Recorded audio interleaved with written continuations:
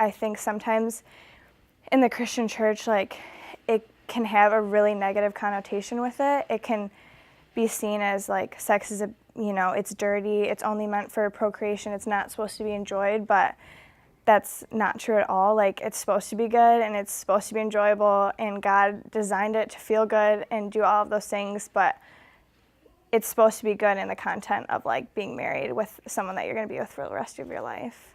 So out of my friends in high school, I am the only virgin. What?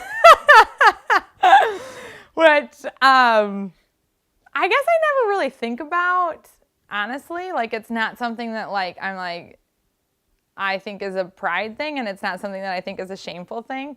I don't really ever talk about it. In some cultures, one way you can hold on to your virginity is not have penis into vagina intercourse. So in those cultures, it may be thought fine to have anal intercourse, in their conception of virginity, the woman is still a virgin because there's been no penis put inside her vagina. And so in some cultures, that's one outlet for young people, is to have anal intercourse and still consider themselves a virgin. And in that situation, is the male involved? Is he still a virgin? Well, you could probably argue about that. So everybody was like talking about sex, like just constantly, and it just made me feel like I felt really bad about myself. I just remember sitting there just like, there's like Sex and the City was on TV. I was reading something for school, and there was like sex in the book. People were talking about it, and it was just everywhere. And I just couldn't escape it. And I just was like, it was a really low point. Honestly, like, I have no idea what sex is or like how to do it or anything like that, and I feel a little bit anxious or self-conscious about it. So that's kind of one big reason why I would never try and like get laid, because I just wouldn't know what to do, and it'd just be kind of weird. Like, I wouldn't want to like ruin this girl's night. I don't really know, but yeah, I guess.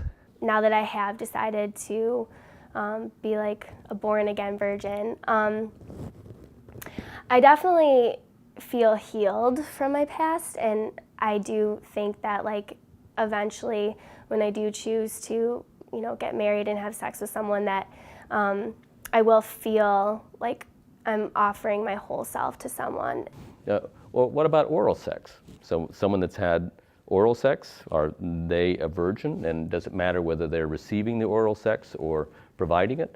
And of course, in our country, the famous example of these differing definitions of virginity and of sex is when the president said, "I did not have sex with that woman." Well, what he meant was he didn't put his penis inside her vagina, but he wasn't thinking that when she was filleting him that was somehow sex. I think that what I'd want anyone to know, like, I wouldn't want people to look at us and say, like, oh, they didn't kiss until they were married. Like, they did the right Christian thing. Like, that's, yeah, like, they did the right thing. But we want people to know that, like, we're totally, meant, for sex within marriage. But we have such a sinful human nature that, like, it'd be so easy to violate God's best for us.